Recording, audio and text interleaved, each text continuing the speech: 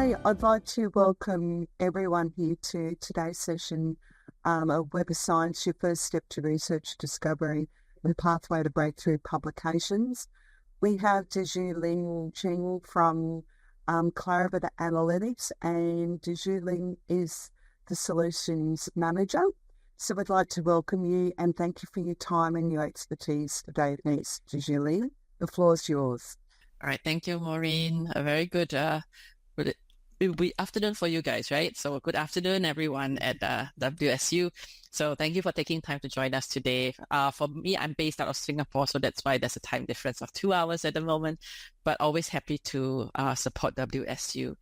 I think this is the first of probably, was it 3 or 4, Maureen, webinar sessions that we have for WSU. First would be on Web of Science, and then the subsequent ones will be on identifying journals to publish in using Journal Citation Reports. And I believe there's also one session on researcher metrics using Web of Science and Insights, where I will dive into understanding your researcher profiles, how to claim it, and then understanding metrics beyond the H index that could help you for potentially maybe grant applications next time.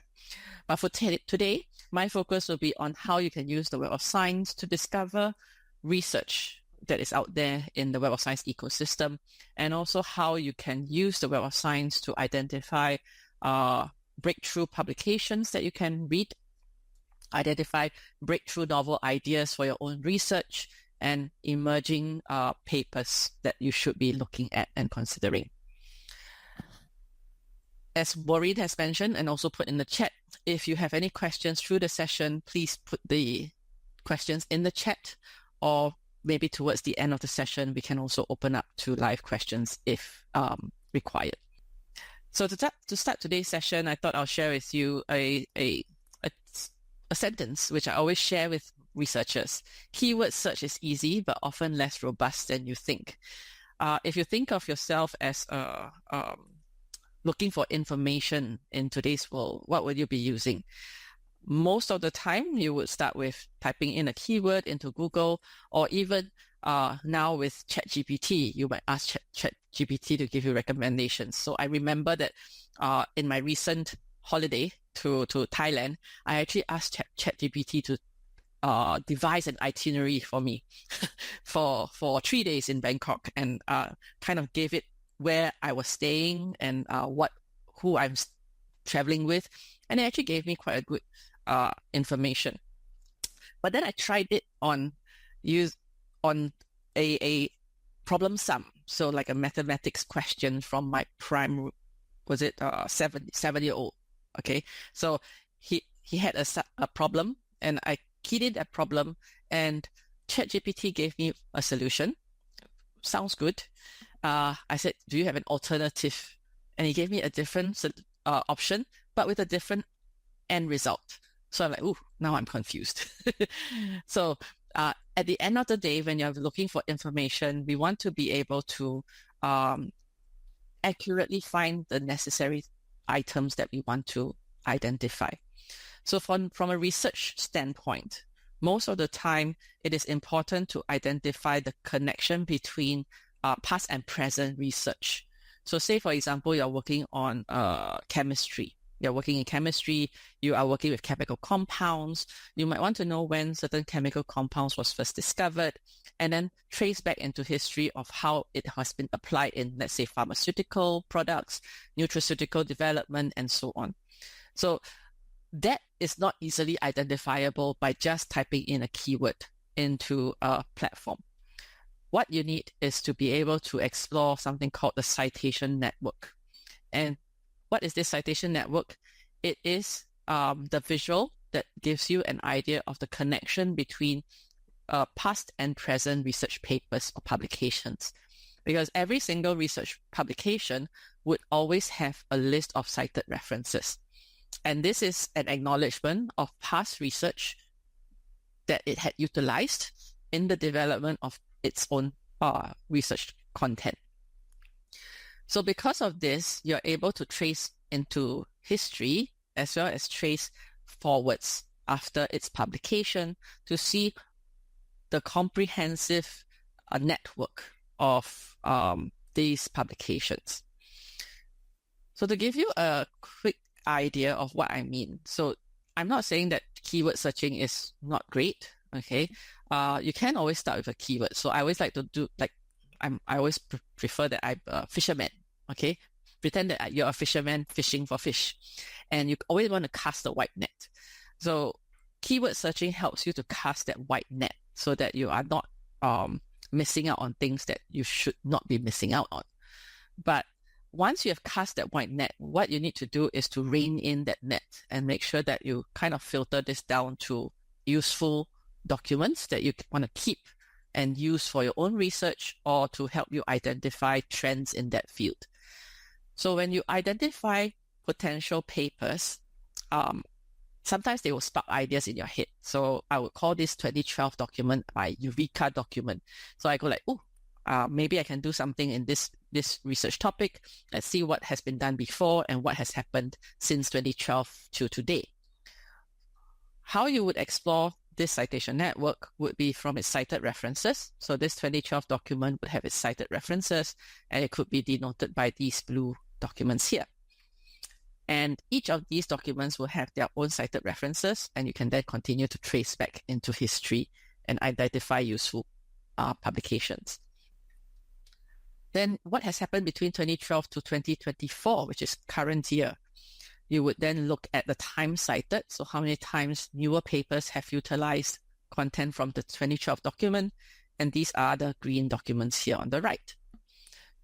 So again, from these green documents, they have their own cited reference list, and they also have their own time cited list. The third way of exploring citation connections is through related records. These documents, these yellow ones, might not have cited this 2012 document, but they might share similar references. So let's say out of 10 or 15 references, 2 of them are the same, then we consider these related records. So on the Web of Science platform, you're able to use these connections to explore the literature and build this story around your own research topic. I've kind of briefly mentioned when this connection is useful, but specifically, it can be used when keywords to a topic is not easy to define. So say, for example, Internet of Things, IoT, it can be applied across things like agriculture, computer science, the works. Defining to one set of keywords will be quite difficult. So it'd be good to start with some broad terms, but always dive into the literature and dive into the citation connections to identify these relevant papers. Then where older research needs to be traced, that's my example from the chemical compound, and when you need to observe trends in research. Okay. So that's why we would recommend that you dive into a platform like the Web of Science so that it helps you to immediately look across an array of different indexes. So on the Web of Science platform, we do have something called an ecosystem.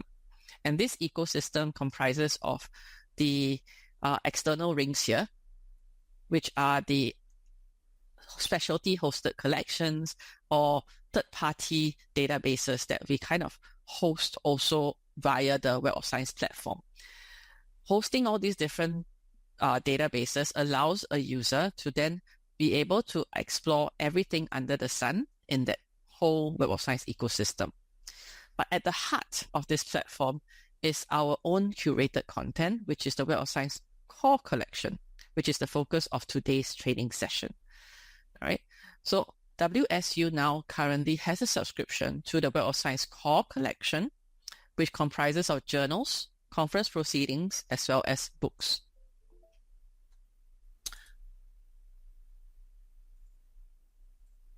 So what is the Web of Science core collection? All right, the core collection is made up of 4 journal indexes. You might be familiar with the abbreviations of each of these, like SCIE, which represents Science Citation Index Expanded. And then you have the SSCI, which is Social Science Citation Index, and also the AHCI, Arts and Humanities Citation Index. So these 3 are the specialized journal indexes. And we also have one more, which is the Emerging Sources Citation Index, which is the ESCI.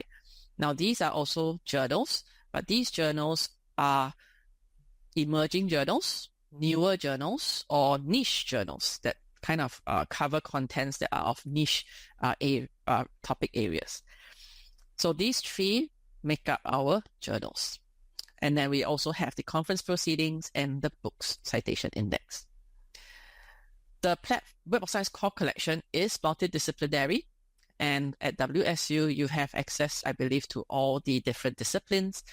And the benefit of being able to access a multidiscipline international database is that when you're identifying research topics or breakthrough topics, most of the time the breakthroughs come when there is interdisciplinarity. Right? So you want to think about, I didn't know that material science and robotics could be connected. And then you explore that direction. And that helps you to define a more unique research topic area. Right? Now, if you just want to use the Web of Science core collection to identify content to use, I think one of the key questions that researchers have now is how trustworthy is the source in Web of Science core collection? All right. It's important to understand that for Web of Science and Clarivate, we are not a publisher. So we do not associate ourselves with a publishing house. We don't have an association with a research institute or a university. And the way that we curate our content is done by our in-house experts. So these experts are hired by Clarivate directly. They are under our payroll. They are not under any other affiliation's payroll. And therefore, the way that they select journals to be included is not biased. The curation is also set out in a very strict format where we follow 24 quality criteria and 4 impact criteria for evaluating all content. This also covers open access journals. So I think in today's time, there are more and more journals of questionable publishing behavior, especially around those that are fully open access, like Go Open Access. So in order to make sure that we are also including trustworthy open access journals, these journals also go through that same evaluation process as non-open access journals. So what happens is that when you're using Web of Science, you know that the sources are trusted. And if you want to identify potential places to send your manuscript to, the journals in the Web of Science are potential targets for you. Okay, so on the Web of Science platform, currently, within WSU, you have the Web of Science core collection, but you also have something called preprint citation index that you can access. Yeah, so now you can access preprints, and some of you might be asking, but I can access preprints for free via, let's say, archive or preprints.org. What's the benefit of having this on the Web of Science? Now, it's by ingesting the preprints into the Web of Science ecosystem, it allows you to see the development of an idea from the start to the finished published content in the Web of Science core collection. So when you're looking at a record in the preprint citation index, you would see versioning, right? So the different versions of the preprint will be there for you to link out to view. And at the same time, if the preprint was fully published later on in a core collection journal, then that record will also be linked through from the preprint record. If you are a researcher with a researcher profile on Web of Science, your preprints will also be fed into your researcher profiles, and that becomes your added content type that you can showcase within your profiles. We also have the ProQuest Dissertations and Thesis Citation Index. Some of you might be curious to find out about what other universities are researching on. So you might be quite researching on fairly similar research areas. You can dive into what other universities are doing and perhaps get an idea also of what's emerging and what's up and coming in your research field. ProQuest Dissertation and Thesis Citation Index on the Web of Science gives you the abstract. So you will only be able to see the abstract. If you require the full text, if WSU has a subscription to ProQuest Dissertations and Thesis Global, which is the full text database for dissertations and thesis, then you can link out to the final the full text document in that platform.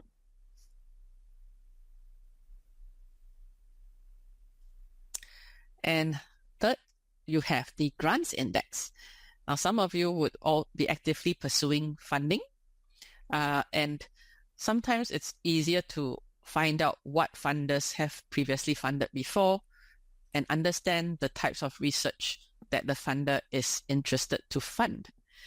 Right? So the grants index gives you an idea of the final published outcomes linked to awarded grants. You're able to search through almost 5.2 million awarded grants information from over 400 funding agencies globally.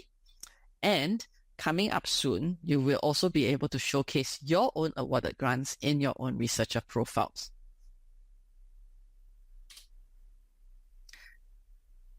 I will dive into the Web of Science platform later on live to show you some of these analytical tools and features that we have. But just to give you an idea, besides searching for documents, within the Web of Science, you're able to use some of these data evaluation features to give you more perspectives on the set of results that you have found. So first of all, we have the Analyze Results feature that gives you an opportunity to dive into which are the researchers that are doing this area of research, to look at the organizations or affiliations doing this area of research to help you to identify collaborators.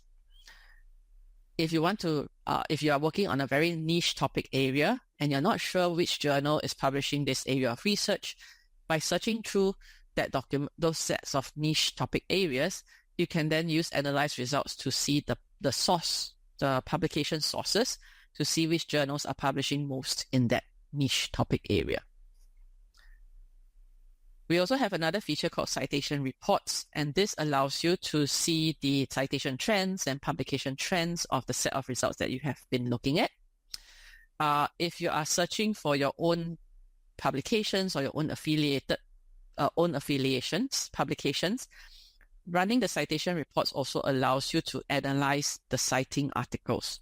So you can see which articles are citing WSU or even your own papers, and dive into which are the affiliations that are citing your work for potential collaborative work.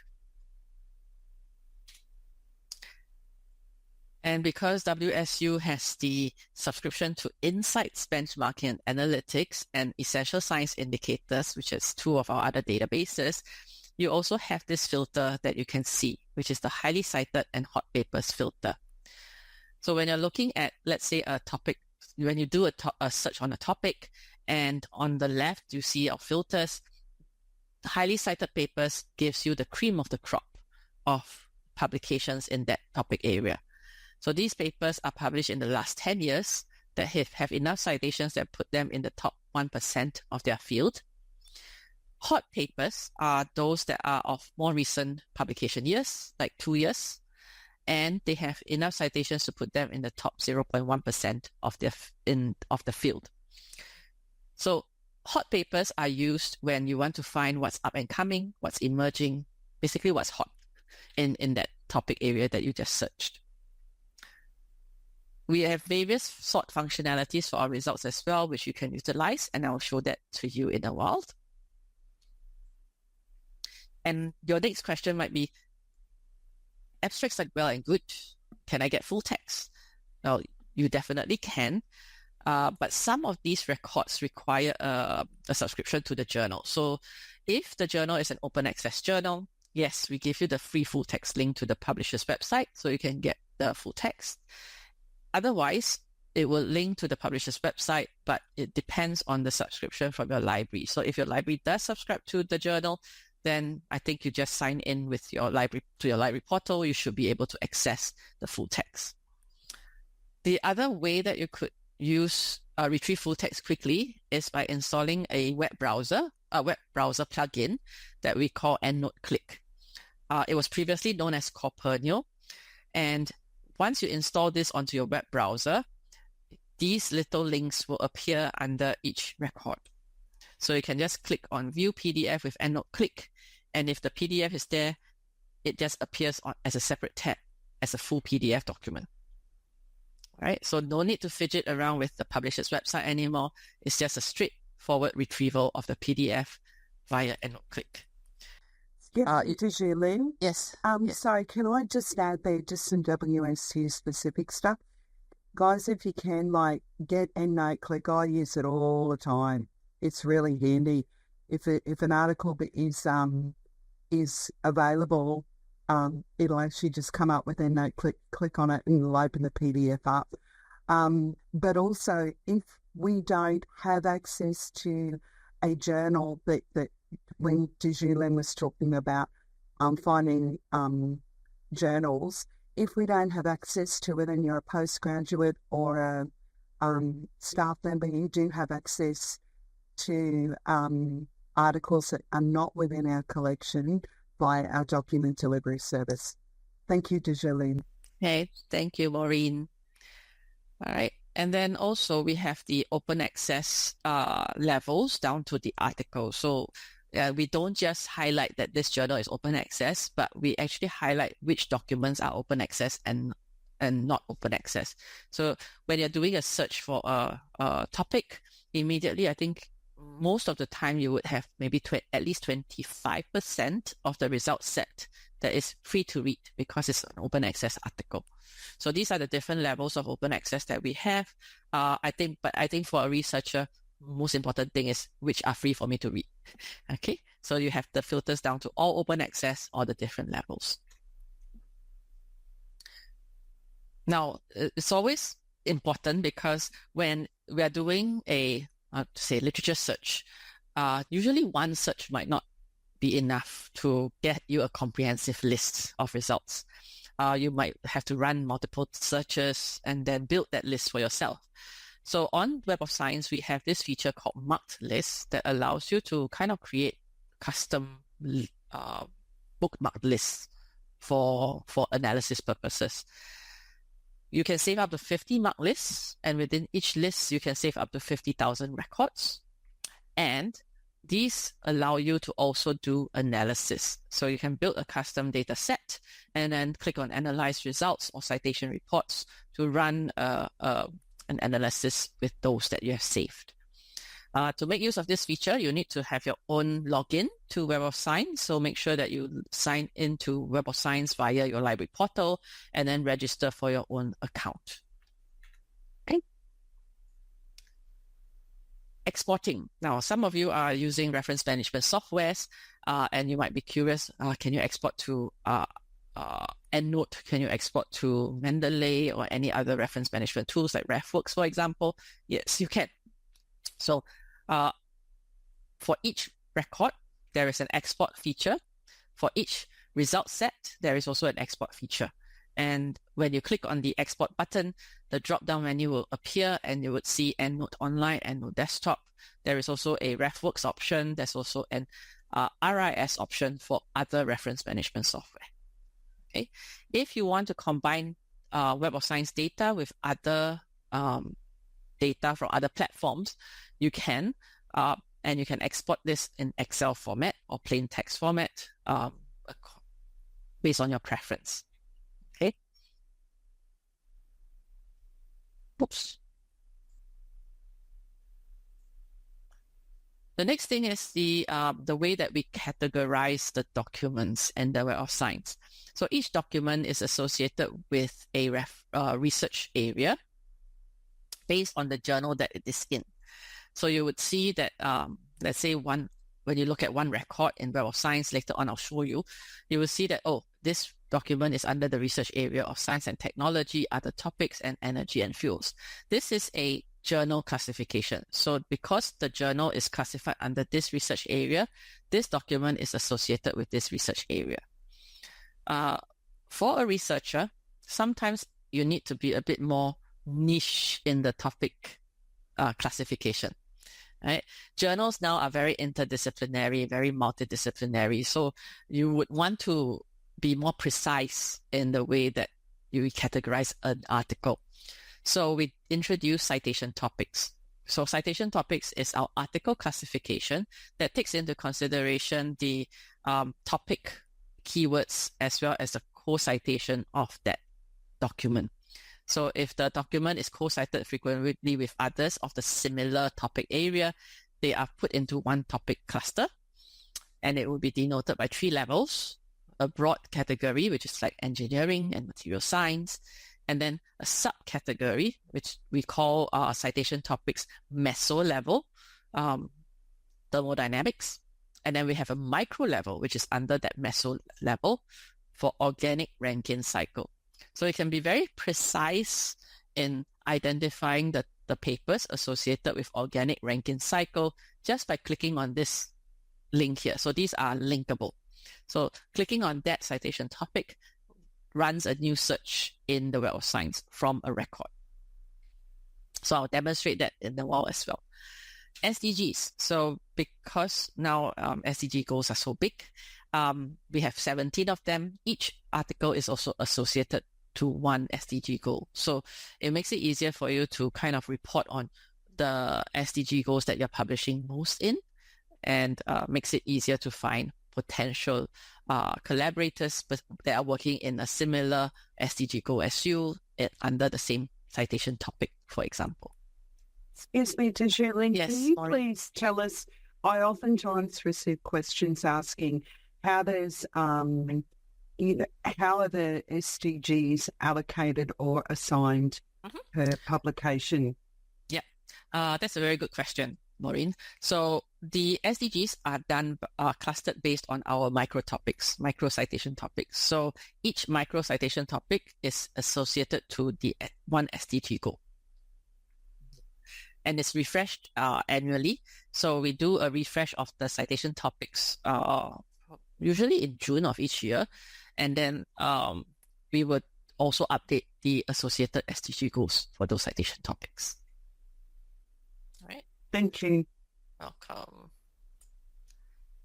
Okay. We have this other nifty feature that uses AI to kind of to generate. And this is called the enriched cited references. So this gives you an idea of the citations in the context of the full text. So this chart here appears for those documents that have an enriched cited reference feature. And most of the time, these are open access articles. And we will be able to see where specific references are mentioned in the sections within the full text. So if you click on the dots that represent an article, you would see View in-text mentions. Just click on that. This window appears, and you can see where that reference was mentioned in the full text article itself. This gives you an idea on which references are important to look at, which are just for information, and you might be able to make a better decision on which documents will be useful for you.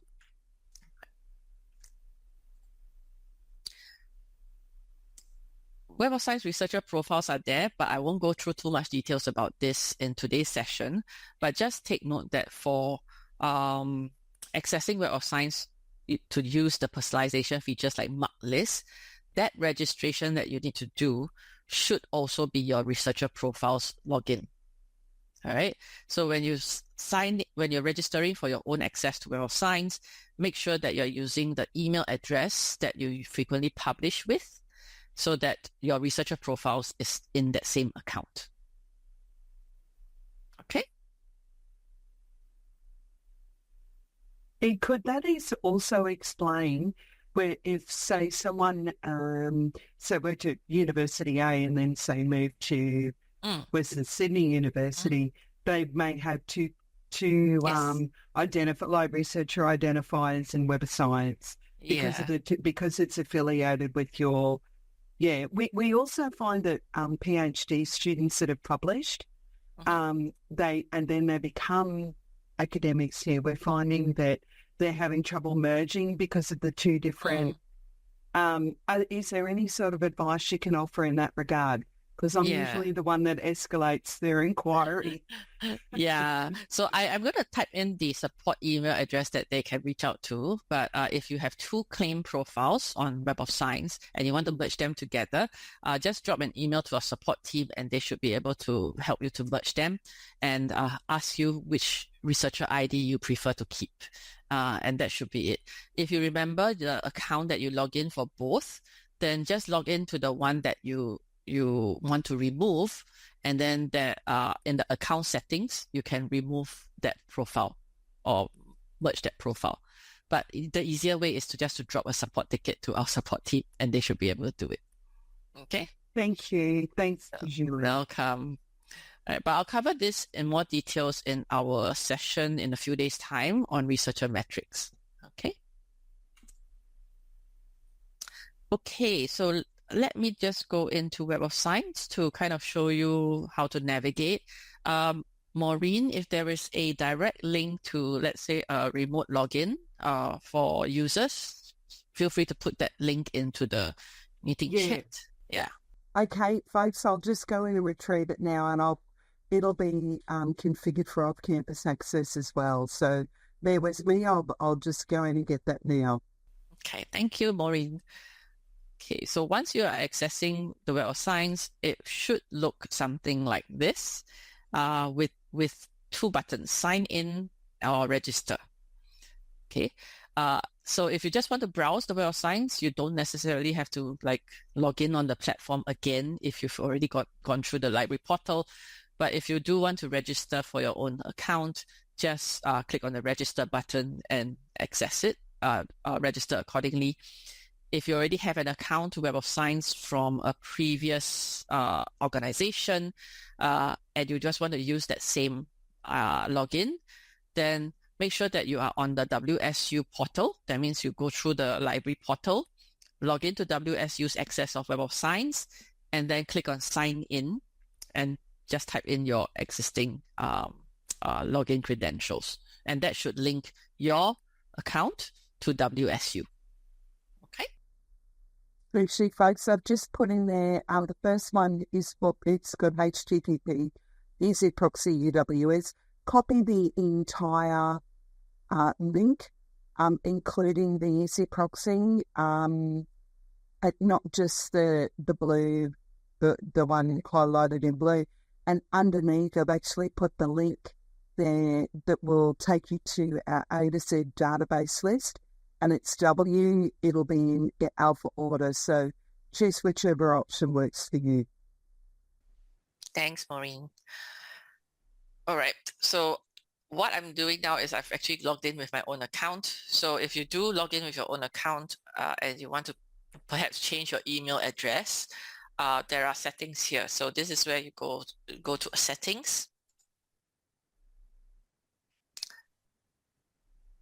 account settings, and there will be an email portion here, and just add your email address and create that one, the new one, as your primary email address if you were using a previous institution's email. Okay.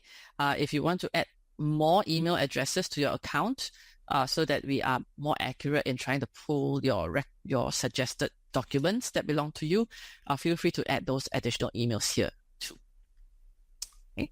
If you want to delete the account, so if you logged in and you want to delete, then there is this delete or merge account. Then you can say, I need to merge duplicate accounts. And there is a portion for you to put in the researcher ID, and you submit that, and that should be fine. Okay. If you want to just delete it, just say, I am no longer getting any value from my account, which I hope you won't do, but just merge the account. All right. So I'm not going to do anything else here, but I'll just return to Web of Science.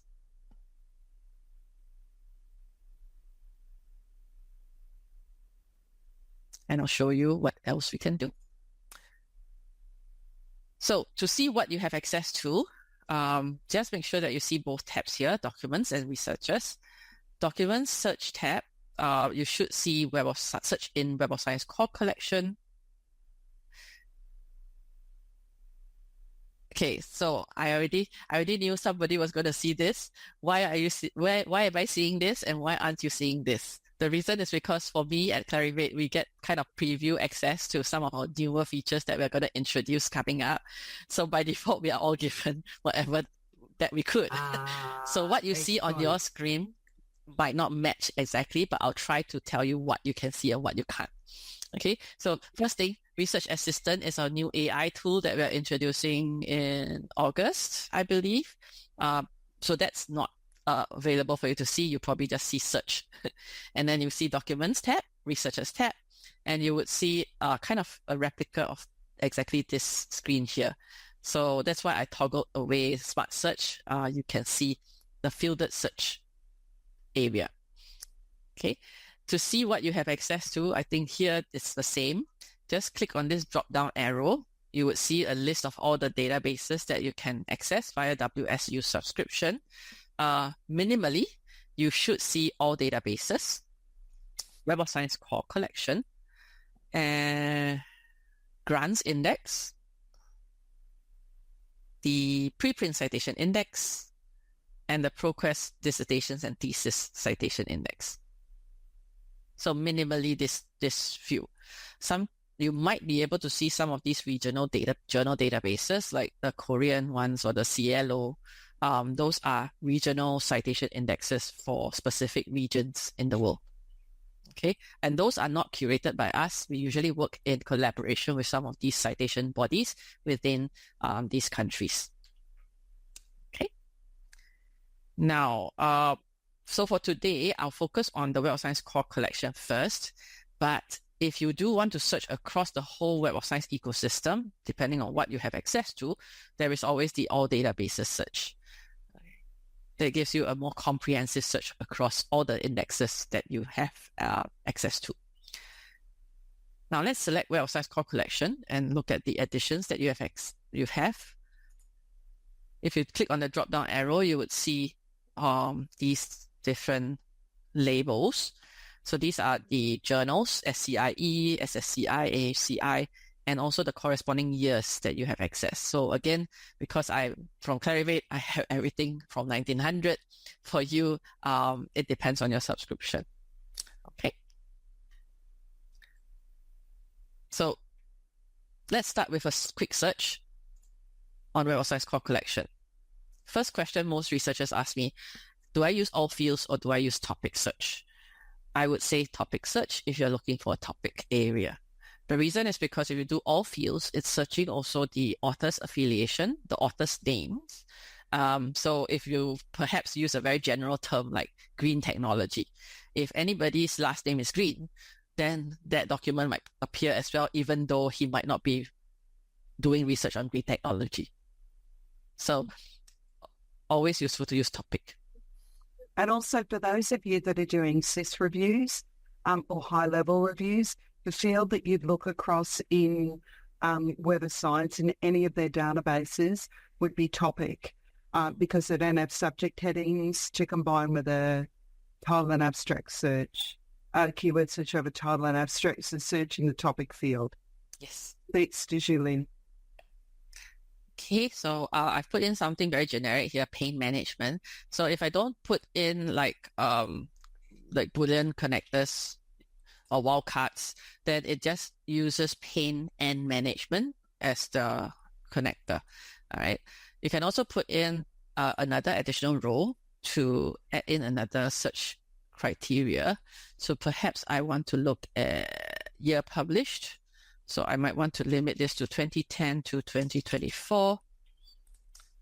And then I click on search. So you can continue to build the search complexity immediately from the search page itself. If you need to re-edit the search criteria, just click on the box here and it opens up this window again, and then you can just add additional fields to search. All right. We have AI-enabled keyword suggestions right here at the top. Okay, so these are generated by our AI algorithm based on what has been available on the Web of Science, based on authors' keywords, as well as other keywords within the documents themselves. And we kind of give you suggestions of what else you can use to narrow down your search results further. So perhaps I want to look at something called post-operative pain. Select that, and then I can choose these connectors here. Must include. So it has to appear in the text, and then do a search. And it just reduces the search results down to 11,000. Okay, so this is one way of reducing your search result set to something more manageable. We also have an additional thing here. So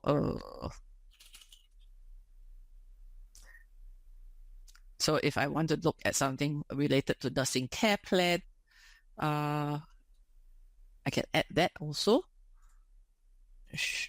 Should include or must include. Okay. And search. Sorry, let me just change this one. Must include. Oops, no. So it depends on, sometimes some of these don't really give you a result, but depending on whether it really appears, it will come up accordingly. Okay. So let's stick to post-operative pain. On the filters, on the left, this is where you would see your highly cited papers and hot papers.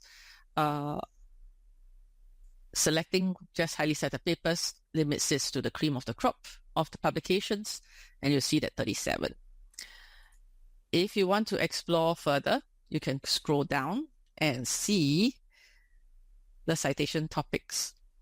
Okay, so this covers 2 levels, so meso and micro, and we have 7,300 documents under anesthesiology. So depending on what you want to look for, maybe I want to narrow it down to just pain management. Okay, and this is pain management under anesthesiology. And I refine, and that would narrow things down to 2,184. All right, but I don't think I want to do that. I still want to see a broad coverage of what I have now with this 11,000. You can sort this by citations. Okay, there's also a new sort functionality here for citation class. Remember the enriched cited references I mentioned before in my slides. So you can actually sort this by listing the result set based on where it has been cited mostly. So if it's mostly cited in discuss, I want it to be the top. Then I know that these are important papers that I should be looking at. And if I'm happy to look at this document from 2018, or even the one below, just click through to the results set. And that will be the details about the record with the abstract. And if you scroll down, this is a very long abstract. And then you have the keywords. And if you want to do a new search with these keywords suggested, just click on that word and it runs a new search for you. Okay.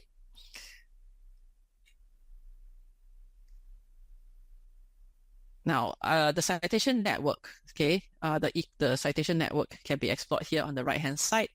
So if you click on 1,149, that gives you the cited references used by this document.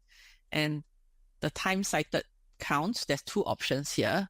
One is for the Web of Science core collection. So this is citations from the core collection only. And if you have access to the other databases that we have on Web of Science, it will also show you a total for all databases. If there was any preprints that have cited this document, there's also a view citing preprints link, and it gives you a link out to the preprints. So I'll just open it as a separate tab to show you. It takes you to the preprint citation index, and it will show you the results of the 4 documents that have cited that core collection document. Okay. Another new feature that we have introduced recently is this thing called the comparison metrics panel. What I like to describe this as is to tell you how does this document citation perform compared to its peers. So let's say this document was published by you yourself, and you have this 1,000 plus citations. I think it's everybody's dream. if you have that, how does it compare to other papers that are publishing in the same field as you, this same topic as you? So if you open up this comparison panel, this shows you the data from Insights. The expected citation that this document should be getting because of its subject category and publication year and document type is 13.77 minimum. But this document, I think, received 1,111 citations.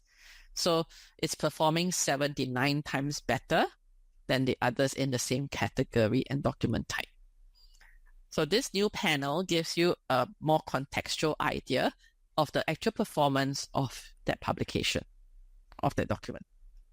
I'll explain more about Insights metrics in my upcoming sessions later this week, but I thought this would be a good segue to kind of give you a teaser, a taste of what this is. Okay.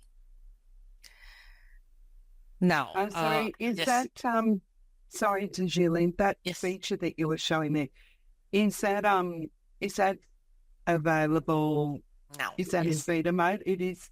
It's Okay, available but it to you wouldn't- now. But it wouldn't be on every single record that comes up. Is that right? So if it's 0 citation, then it won't be there. If it's at least 1 citation, then it should be appearing. If the document has not been included into Insights yet because of the lag in update of the data, because Web of Science is updated daily. Insights is updated on a monthly basis towards the end of the month. So if it doesn't appear in Insights yet, this panel might not appear. Okay. Thank you. All right. So that's that. Okay, accessing full text, it'll be all here. You can also export to EndNote, reference management software, from here or the results list. Okay, so these are the various options that you have for export. And if you want to add this to your marked list, just click Add to Marked List and create a new list for yourself. Or if you just want to start building the list, just add to Unfiled and then save it later on. That's also possible. All right. Okay, so let me just jump back to the results set and show you Analyze Results. So we have this Analyze Results feature, and you can kind of look at the whole set of results based on who is publishing in this area by looking at the researcher profiles. So these are the researchers working on this area.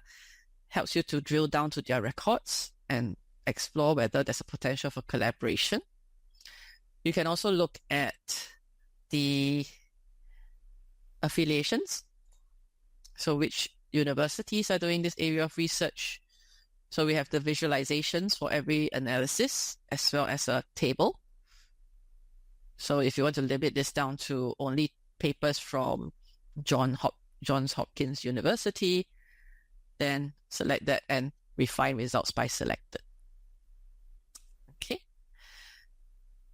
You can also look at publication sources. So where can I publish? If it's a niche topic area, you can look at publication titles. And this will be the list of journals. And these are journals indexed in the Web of Science. All right.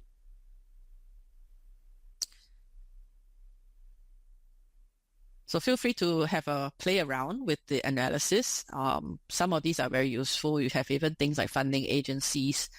The level of open access for this topic area is also there, or even countries. Right? Okay. So coming back to this search result, the other feature is citation report, but just take note, citation report is only visible when there's less than 10,000 records.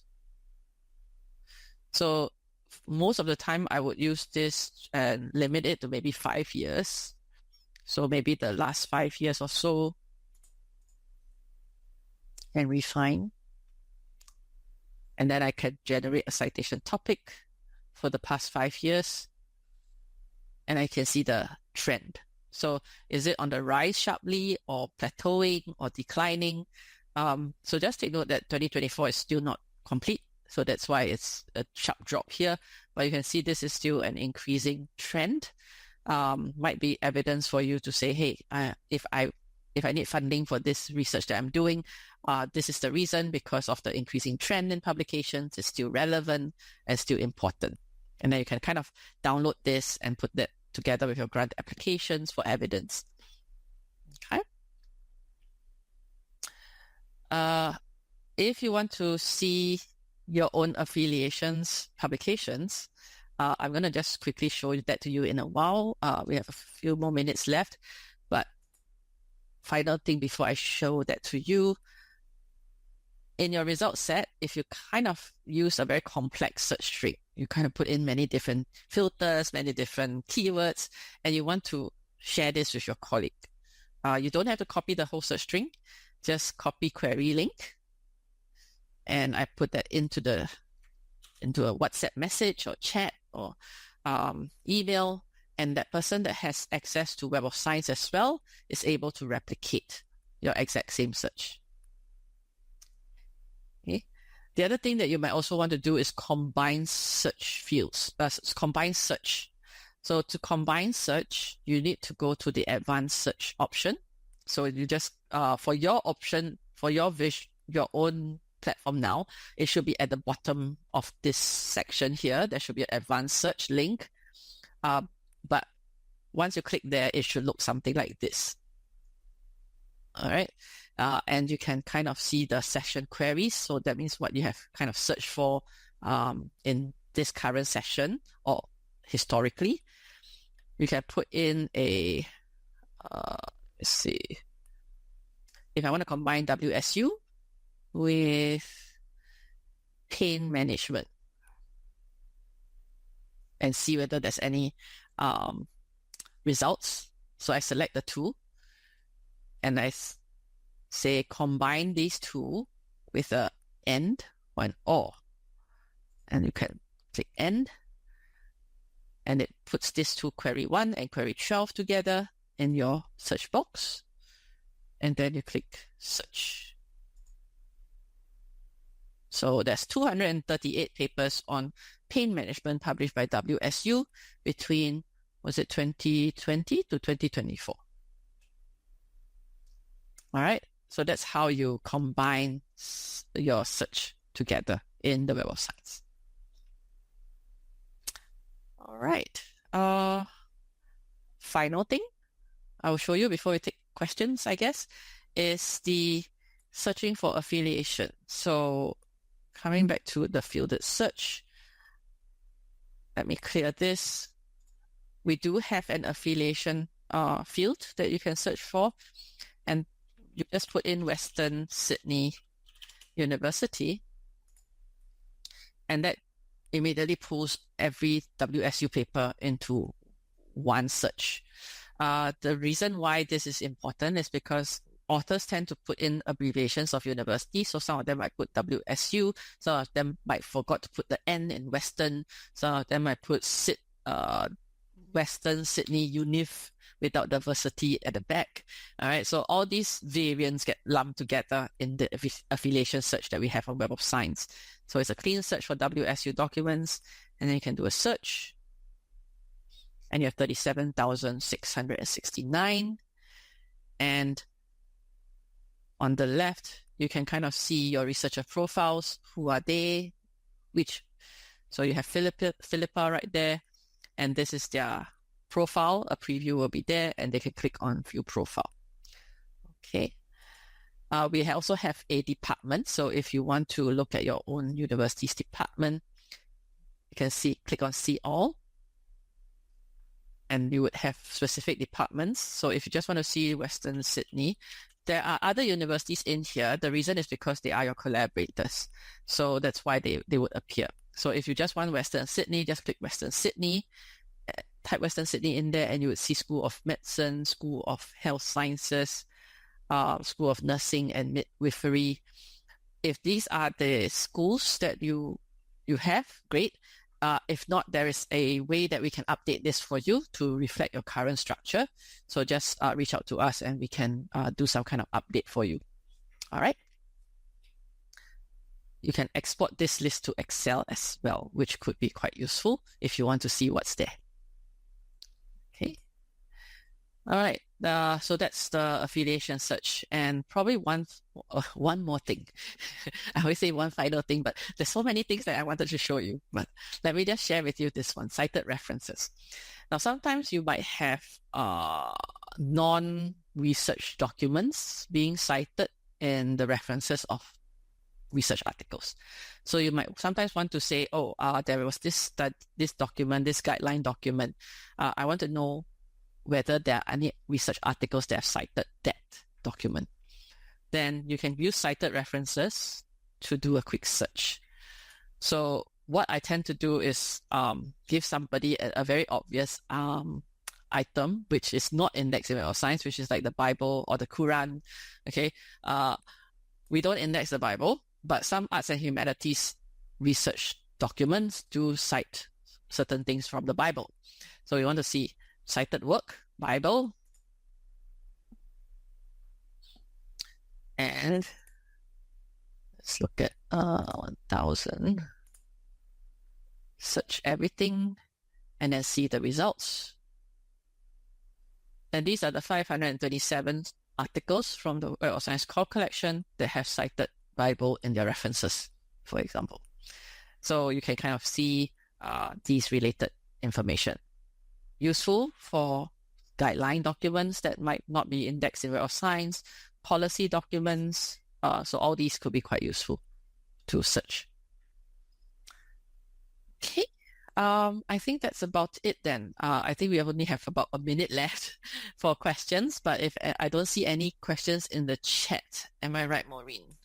Yeah, no, there's really no questions in the chat. Mm-hmm. So if there's any other questions that anybody wants to ask live, I guess you can unmute yourself and ask the questions.